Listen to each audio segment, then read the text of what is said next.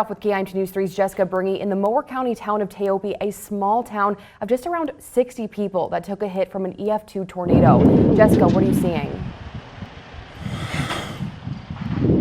Annalise, Teope is an extremely small community in Mower County. We're talking only 58 people, but the devastation seen here is huge.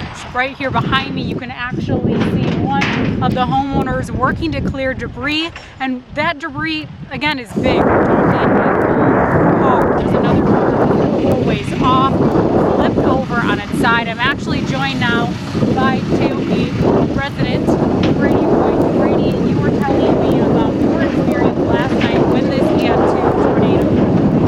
I was trying to get my dogs and get into the interior room in the upstairs of my house, and the windows blew out and shingles and glass struck me in the back, all small. But then it happened really fast, and within minutes the neighbors and I were all calling each other to make sure that we were safe. Everybody in town was safe.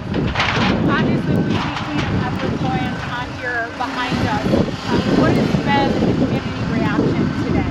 We started cleaning up last night, and at the beginning of this morning, people were already here. People with heavy equipment able to help us basically move things and get to vehicles and get to houses. There's at least 3 or 4 houses that are completely destroyed. All right, well, thank you so much, Brady, and wishing you the best in your cleanup efforts. We will have more stories, more information coming up later in the newscast. I do want to mention there have been 2 residents that have been reported injured, although they are in stable condition. Live in Teope, Jessica Bringy, KIMT News 3.